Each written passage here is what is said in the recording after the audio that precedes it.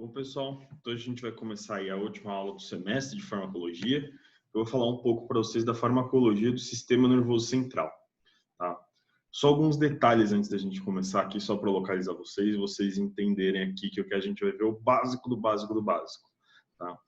Quando a gente pensa em farmacologia do sistema nervoso central, a gente tem diversas classes de drogas que acabam atuando no sistema nervoso central, tá? Enfim, antiepilético, antiparkinsoniano, drogas para esquizofrenia, enfim, tem diversos tipos de droga. Eu vou falar aqui de 4 tipos, tá? Que são os mais comuns aí que a gente vai ver na prática, tá? Nem todos vão ser utilizados aí com efeito farmacológico, vocês já vão entender isso lá no final da aula, tá? Mas a gente vai falar desses 4 tipos de uma maneira bem simples, tá? Eu não vou focar tanto em cada medicamento, em cada mecanismo de ação, porque a farmacologia do sistema nervoso central é complexa, tá? Se a gente fosse pegar um curso de farmacologia completo mesmo, sei lá, dado na farmácia, na biomedicina, na medicina, farmacologia do sistema nervoso central dá 6 meses de aula mais ou menos, tá? A gente está focando aqui em uma aula, tá? Em uma aula eu vou falar aqui de alguns fármacos mais importantes para vocês saberem como eles atuam, tá? Enfim, vamos indo, vou falando mais sobre isso aqui no caminho. Primeira coisa que a gente tem que entender da farmacologia no sistema nervoso central é onde ela vai atuar, tá? Onde os fármacos que, enfim, a gente vai ver aqui vão atuar. Eles geralmente vão atuar nas sinapses, tá? Então eles vão atuar na neurotransmissão. Tá? Eles podem estimular essa neurotransmissão, diminuir, enfim, mas eles atuam em sinapses, tá? Lembrando que a sinapse, a gente vai ter lá a despolarização do neurônio, né, através de um estímulo, chega um estímulo aqui, ele é despolarizado, e aqui no axônio dele, onde ele está encontrando com o próximo neurônio, ou órgão efetor que seja, a gente vai ter a liberação de neurotransmissor aqui na sinapse, fazendo a neurotransmissão. Então chega o impulso nervoso aqui, nosso potencial de ação, vão ter vesículas com os neurotransmissores, elas são liberadas aqui na sinapse. Esses neurotransmissores eles vão atuar no próximo neurônio, tá? Atuar através de receptores, tá? Então eles se ligam lá a receptores, geralmente são receptores ionotrópicos que vão acabar abrindo ou fechando canais de membrana, e esse impulso ou vai passar para frente ou vai ser parado aqui nessa sinapse. Outra coisa que é importante a gente pensar, esses neurotransmissores eles não ficam para sempre na sinapse, tá? O seu neurônio liberou eles na sinapse, eles vão fazer a função deles e vão ser retirados aos poucos, tá? Eles não ficam lá, enfim, fazendo efeito para sempre. Eles fazem um efeito e vão ser retirados, ou através de enzimas, ou através do que a gente chama de recaptação, tá? Que o neurotransmissor foi liberado, ele acaba voltando aqui para o neurônio que liberou ele. E a gente tem diversos neurotransmissores, tá? De diversas formas, diversas origens químicas, e a gente acaba dividindo eles em 2 grandes grupos, excitatórios e inibitórios. O que é um neurotransmissor excitatório? Ele vai ser aquele que, quando ele é liberado aqui na sinapse, ele dispara um potencial de ação no próximo neurônio ou no órgão efetor, tá? Ele vai falar, ó, continua, gera um potencial de ação. O que é um inibitório? Quando a gente pensa num inibitório, ele é liberado aqui na sinapse e ele impede que esse potencial de ação se propague. É como se ele parasse aqui. Então, o excitatório, ele continua o potencial de ação, ele continua esse impulso nervoso, digamos assim, e o inibitório, ele para esse impulso nervoso, ou diminui muito esse impulso nervoso. Tá? Então, as drogas que a gente vai ver hoje, elas vão atuar de uma maneira, enfim, mais direta na neurotransmissão. Tá? Seja diminuindo a resposta, seja aumentando, enfim, mas elas vão atuar em neurotransmissão. Por isso que eu estou dando essa introduzida aqui, é mais neurofísico isso daqui, tá? Para vocês se para vocês se localizarem onde elas trabalham. E de novo, a gente vai ver o básico do básico, tá? A gente não vai focar muito. Bom, tá bom. Então, a primeira classe que a gente vai falar são das drogas sedativas e hipnóticas, ou também chamadas de ansiolíticos, tá? Ou, no vocabulário popular, os calmantes, tá? Mas o nome farmacológico correto são drogas sedativas e hipnóticas ou ansiolíticos. É uma droga, enfim, você já deve ter ouvido falar de calmante, é bem prescrito no mundo inteiro, tá? E elas vão atuar no seu sistema nervoso central. Então, elas atravessam barreira hematocefálica, barreira placentária, as barreiras celulares que a gente tem no corpo, elas conseguem vencer, tá? Então, elas vão chegar lá no seu sistema nervoso central. E o que essas drogas fazem? Tá? Os ansiolíticos, os sedativos hipnóticos, aí, que a gente chama popularmente de calmantes. O que eles vão fazer? Eles vão se ligar a receptores de GABA, tá? E eles atuam como moduladores positivos desse receptor. O que é isso, um modulador positivo de um receptor? Ele vai aumentar a resposta desse receptor. Tá? Então, ele vai potencializar a atividade GABAérgica. Vou falar sobre ela. Tá? Só quero deixar uma coisa bem clara, que aqui muita gente se confunde. O ansiolítico, enfim, ele não é um agonista de receptor GABAérgico. Ele não chega no receptor e fala, ó, faz o seu trabalho. Não, ele facilita a ação do agonista, ele facilita a ação do GABA. Tá? Então, ele é um modulador positivo do receptor GABAérgico. Quem vai ativar esse receptor é o GABA. Tá? É um neurotransmissor chamado de GABA. Tá? O ansiolítico ele só facilita a ação. O que enfim, o GABA promove? Tá? O receptor do GABA, uma proteína lá transmembrana, que ela está acoplada a um canal de cloro, tá? De cloreto, desculpa, canal de cloreto. Quando o GABA se liga a esse canal, tá? Quando ele ativa, enfim, eu liberei GABA na minha sinapse, ele ligou no receptor, esse canal de cloreto vai ficar mais tempo aberto. Tá? Quando abre o canal de cloreto, entra íons negativos na célula e vai acontecer o contrário de uma despolarização. Se vocês verem a despolarização, ó, é negativo dentro e positivo fora. Quando a gente despolariza, a gente inverte. Tá? Se eu estou jogando cloreto, que é negativo, para dentro da célula, eu estou impedindo essa despolarização. Tá? Ou seja, o GABA é um neurotransmissor inibitório. Ele meio que cessa o potencial de ação. Tá? Então, quando a gente fala aqui potencialização da inibição GABAérgica, quer dizer que eu estou potencializando a ação do GABA, portanto, diminuindo o disparo do potencial de ação. Aquele potencial de ação que poderia ir para frente, ele está parando aqui por conta dessa liberação de GABA. Bom, a gente tem duas classes deles, enfim, não precisa lembrar tanto o nome, mas benzodiazepínicos e barbitúricos. Aqui eu coloquei alguns fármacos famosos aí que a gente tem no mercado, enfim, com até o nome comercial e o nome do princípio ativo, né? Embaixo aqui, diazepam, clonazepam, midazolam, bromazepam são os nomes do princípio ativo, e em cima é o nome comercial mais famoso.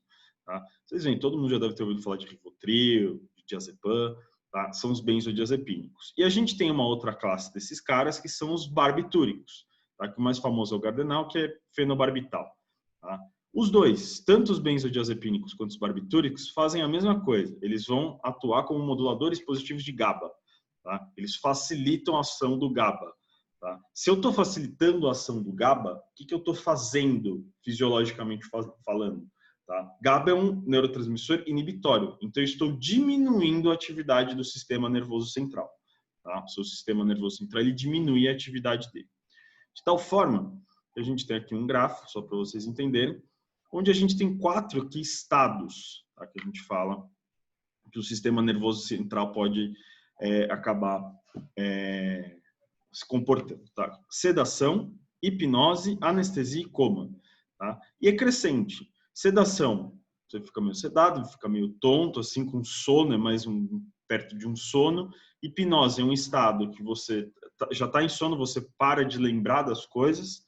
Tá? Anestesia, você está anestesiado. E coma, você fica em coma, você apaga. O coma induzido, que vocês já devem ter ouvido falar, eles geralmente são produzidos através de drogas sedativas hipnóticas. Tá? Você dá uma dose dela para ela, enfim, ficar grande. E aqui a gente tem as curvas das drogas. Uma representa os barbitúricos e a outra os benzodiazepínicos. Tá? Essa curva A aqui está representando a curva de barbitúrico e a curva B a curva de benzodiazepínicos. O que é importante aqui vocês verem que os benzodiazepínicos eles são mais seguros. Tá? Por que mais seguros? Para você chegar com uma anestesia, com um coma com benzodiazepínico, é bem difícil, você tem que dar uma dose muito alta. Tá? Já no barbitúrico, você consegue atingir isso facilmente. A gente já vai falar mais sobre isso daqui, vocês vão entender. Tá?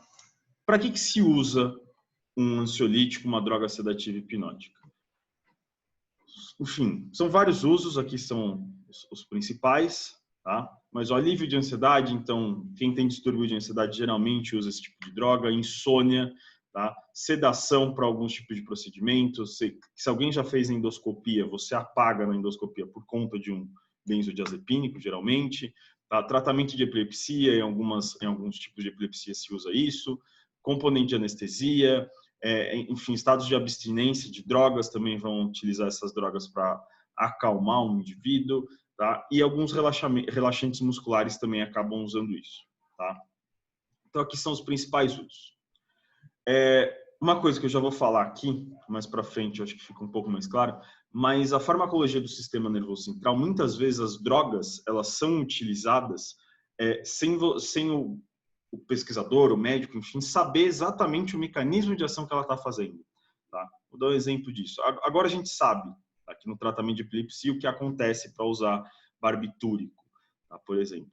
Mas quando os barbitúricos começaram a ser utilizados no tratamento da epilepsia, ninguém sabia por que o barbitúrico funcionava na epilepsia. Ele simplesmente era observado que se eu der um barbitúrico para um epilético, eu diminuo o número de crises.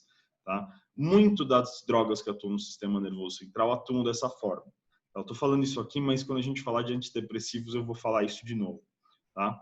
Mas, enfim, vejam que tem bastante uso aqui. Tá? Então, são drogas aí que dá para a gente usar bastante. Qual que é o problema de sedativo hipnótico? O grande problema é o seguinte, a gente já viu aqui um deles, doses altas podem te deixar em coma. Tá? O que é o coma? Coma é um estado de stand-by do seu cérebro. Aquele, sabe, stand-by da TV, que a luzinha está lá, a TV está chegando energia, mas ela não fica ligada? Isso é como se fosse o coma. Tá? Seu cérebro ainda está funcionando, mas está funcionando numa velocidade lá embaixo, tá? Enfim, praticamente parado, só, enfim, deixando seu corpo meio vivo. Tá? E passou do coma, você continuar dando dose aqui acima do coma, o indivíduo pode morrer. Tá? Então, essas drogas sedativas hipnóticas, os calmantes aí, em altas concentrações, eles podem matar um indivíduo. Tá? Por que eles podem matar um indivíduo?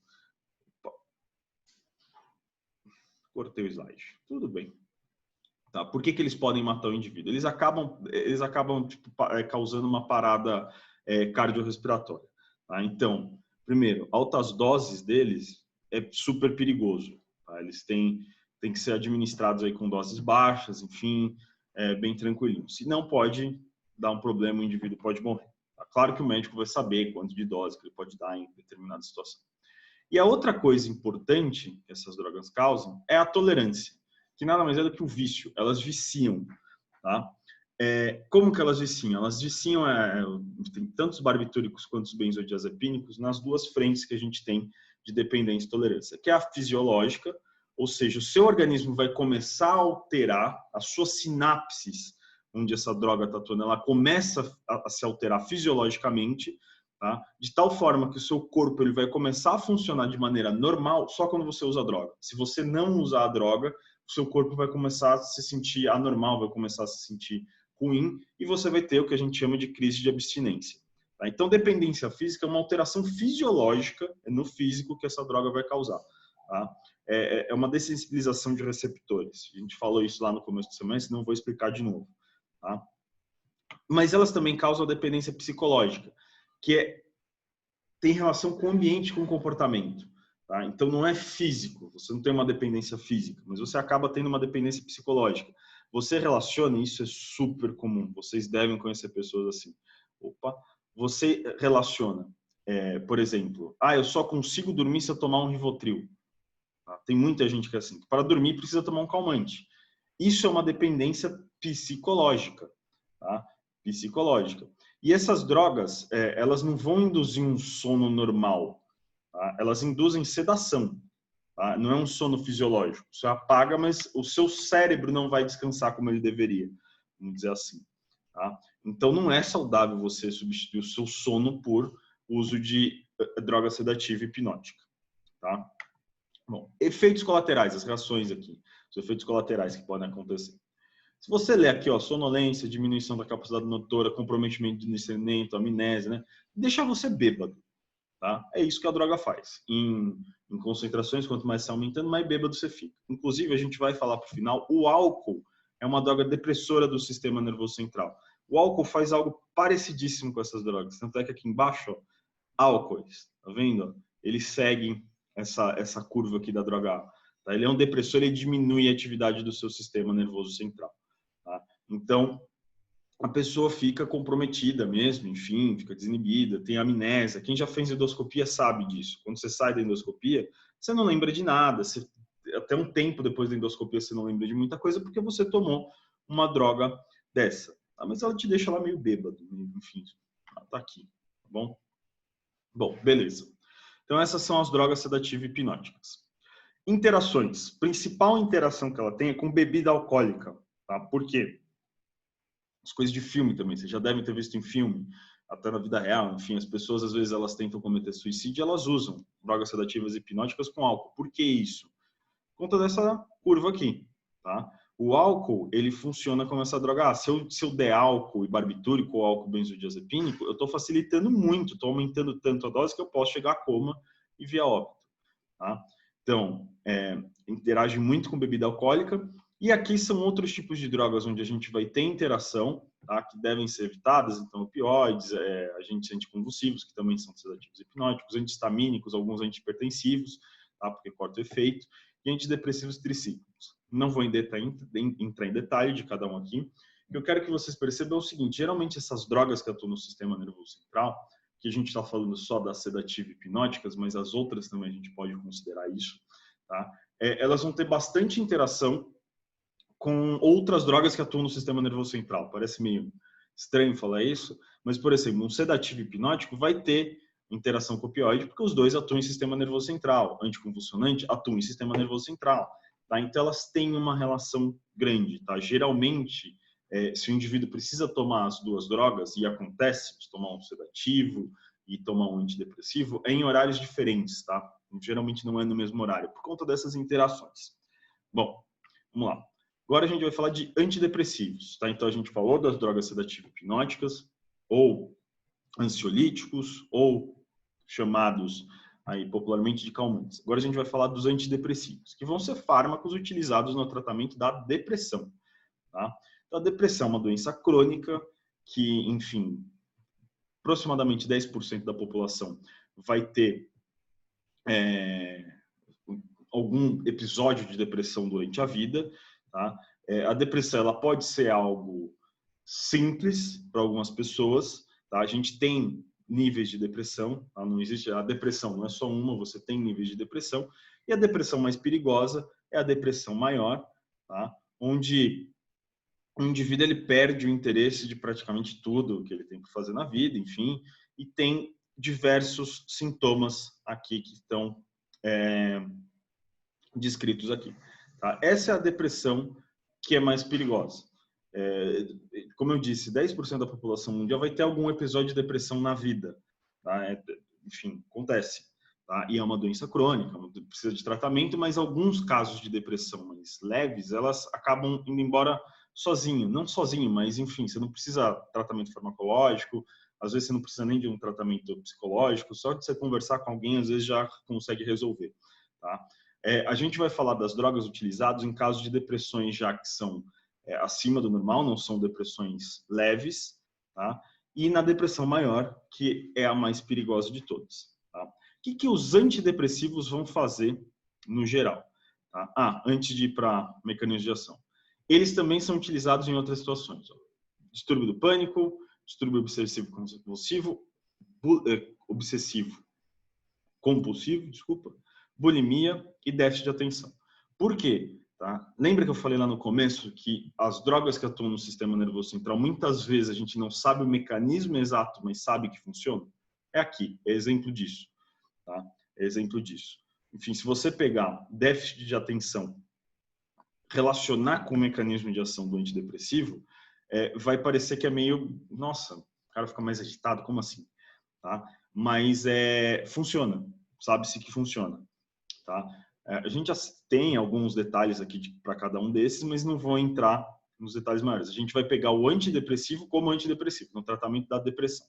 Tá? O que acontece com a depressão? Como esses fármacos funcionam? A depressão, ela tem, enfim, essa perda de humor, e ela é caracterizada fisiologicamente por uma diminuição de noradrenalina e serotonina fisiológica, ou seja, o indivíduo com depressão, ele libera menos noradrenalina, libera menos serotonina, ou produz menos, enfim, ele tem menos do que o normal, tá? Então, os fármacos antidepressivos, de alguma forma, eles vão deixar a noradrenalina e a serotonina atuando mais tempo na sinapse, tá? Como que você pode fazer isso? Bloqueando a bomba de recaptação, tá? Se vocês lembrarem, no começo eu falei que o neurotransmissor ele é liberado na sinapse, vai atuar aqui nos receptores do próximo neurônio, enfim, atua lá, estimula ou para o outro neurônio, e depois a gente vai ter a retirada desse neurotransmissor da sinapse. Essa retirada pode ser feita por essas bombas de recaptação. Se eu inibo essa bomba de recaptação, ele vai ficar acumulado na sinapse fazendo aí mais ação, tá? Ou você pode inibir as enzimas que vão degradar esses neurotransmissores na fenda sináptica, tá? Que a mais famosa é a MAO, a monoaminoxidase, tá? Mas são as duas formas que a gente tem de deixar e de compensar o distúrbio fisiológico da depressão. Fisiologicamente, de novo, a depressão ela é caracterizada com uma diminuição da liberação aí da concentração de neurotransmissores noradrenalina e serotonina na fenda sináptica, tá? Então, como que vão ser os mecanismos? O mecanismo vai ser ou inibir a recaptação de serotonina, só de serotonina, dos dois, enfim, ou inibir a enzima que degrada eles. A gente tem 4 classes de antidepressivos, tá? 4 classes principais. Está aqui com os desenhos dos fármacos, ó. Antidepressivos tem os tricíclicos, os heterocíclicos, aqui essa BUP é bem famosa, tá? Os inibidores da MAO, que é a inibição da monoaminoxidase, mas os mais famosos que eu vou focar são esses daqui, ó, os inibidores seletivos da recaptação de serotonina, tá? O que esses caras fazem? Como eu disse, a depressão ela está caracterizada com diminuição de noradrenalina e serotonina. Só que o neurotransmissor mais relacionado com o humor para a gente é a serotonina, tá? Então, o principal neurotransmissor que vai causar a depressão, vamos dizer assim, é a diminuição de serotonina. Vai diminuir a noradrenalina? Diminui. Só que a diminuição de serotonina é o principal, tá?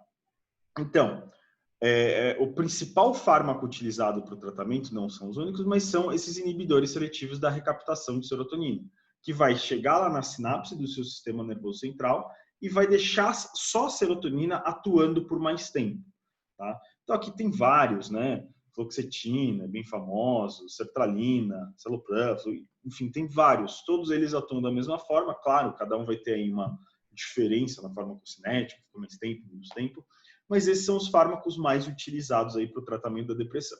E, de novo, ele serve para compensar aquela diminuição de serotonina que a depressão causa, tá? Esses caras têm efeitos colaterais? Tem, tá?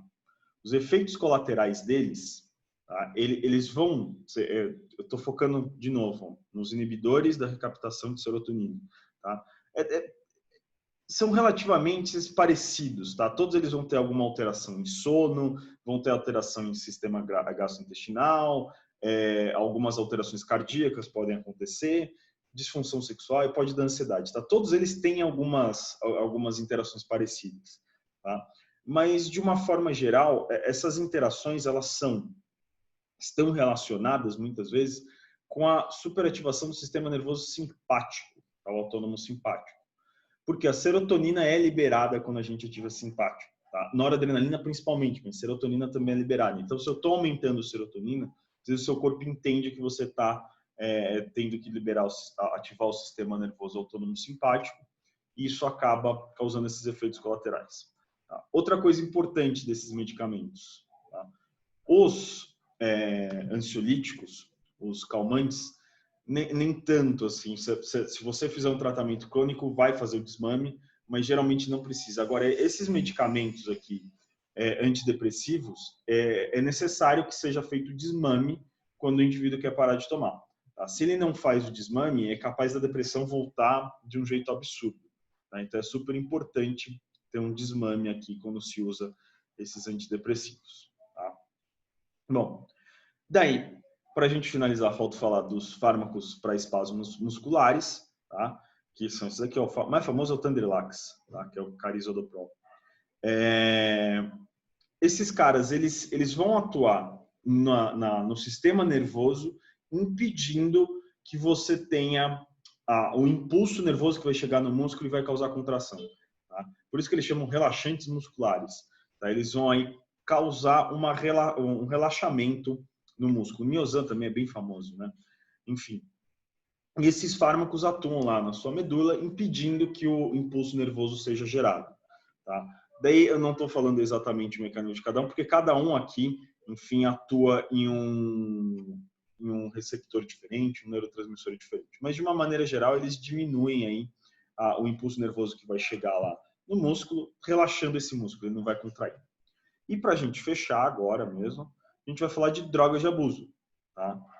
Drogas de abuso. Todas as drogas que a gente falou até aqui, enfim, vão ter uma função farmacológica, uma função terapêutica. Tá? São utilizados para o tratamento de alguma patologia. Quando a gente pensa em drogas de abuso, essas drogas elas não têm, enfim, hoje algumas até têm, tá? Mas elas, quando foram criadas, enfim, elas não têm uma ação farmacológica descrita. Tá? Elas são usadas geralmente para recreação, para outro tipo de atividade, não é para, enfim, você se tratar de uma patologia que seja. E a gente divide elas em três: depressoras do sistema nervoso central, que vão diminuir a ação do sistema nervoso central; estimulantes, que aumentam a... Nossa, escrevi errado, que feio, né? Eu escrevi isso. Enfim, a neurotransmissão no sistema nervoso central, tá? E as alucinógenas, que vão aumentar a neurotransmissão de dopamina. O que acontece aqui? Os três tipos podem causar tolerância, tá? Ou seja, podem viciar. Tá? Claro, tem umas que viciam mais que as outras, tá? Mas os três tipos podem. Depressoras do sistema nervoso central, enfim, as mais comuns: álcool e os sedativos hipnóticos, os ansiolíticos, tá? Benzodiazepínico, barbitúrico. Estimulantes, os mais comuns: cocaína, o crack vem da cocaína, né? Êxtase, tá? Anfetamina, são todas estimulantes, aumentam a neurotransmissor no sistema nervoso central. E aqui, quando eu falo aumenta a neurotransmissão, é tipo, libera mais neurotransmissor que o normal, ou deixa todos os neurotransmissores atuando mais tempo que o normal, e não é em um ou outro, é em tudo. Tá? E as alucinógenas, elas vão atuar principalmente na dopamina. Tá? Aumenta a concentração de dopamina no seu sistema nervoso central, que causa alucinação. Tá? As mais famosas são LSD, tá? Que é o ácido glicérico, e a maconha, tá? O THC.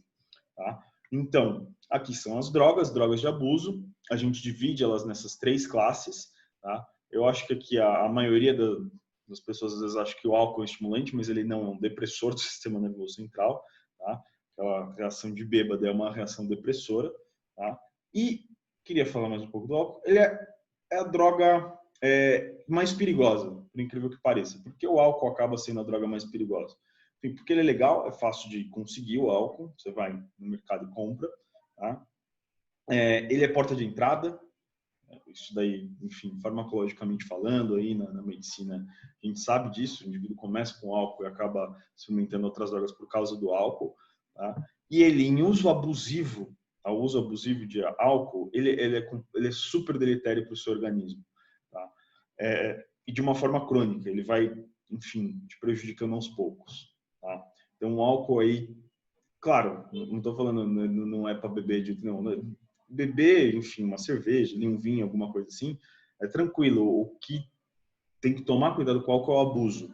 Tá? Enfim, a gente tem alguns estudos que saíram na Europa já faz um tempo já, tá? Mas eu acho que continua a mesma coisa, que, se eu não me engano, 70% da população mundial é dependente do álcool. Tá? E daí você fala, nossa, que absurdo, eu não sou, talvez você seja. Sabe por quê? Vou voltar aqui. Talvez eu já tenha falado isso com vocês. Dependência psicológica. Tá? Tem muita gente que não bebe normalmente, mas vai num bar, chega no bar e fala, pô, quero uma cerveja. Tá? Relaciona o ambiente com o ato de utilizar a droga. Tá? Então é muito fácil o álcool causar dependência psicológica. A fisiológica já demora um pouquinho mais, mas a psicológica é bem fácil. Tá? Então é isso. Essa aula aqui, e de novo, como eu falei, farmacologia do sistema nervoso central é algo bem complexo, que eu estou dando só uma pincelada aqui para vocês saberem. E eu acho que é importante vocês saberem de sedativa hipnótica, que tem muita gente que toma, vocês vão ver muito na prática. As antidepressivas também, vão ver bastante na prática.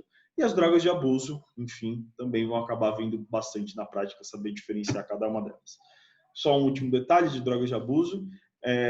como eu disse, elas não têm um efeito farmacológico bem descrito hoje em dia. Claro, tem algumas lá, THC está sendo utilizado, tem agora um tratamento farmacológico descrito, enfim, para Parkinson, melhora para caramba, para epilepsia também, mas o cerne, a origem delas eram drogas que eram utilizadas do ponto de vista recreativo ou que podem até ter sido tentadas a utilização dela para tratamento farmacológico, mas não funcionou. A cocaína foi o primeiro fármaco utilizado para tratamento de depressão. Só para vocês terem uma ideia, isso aqui não funciona, né? Enfim, a pessoa fica maluca e, enfim, pode ter um infarto, tá? Mas eu acho que é isso, pessoal. Se tem qualquer dúvida, vocês falam comigo. Essa daqui foi a última aula de farmacologia do semestre. Vou pausar aqui, eu sempre demoro. Eu vou conseguir. Cadê? Aqui. Falou.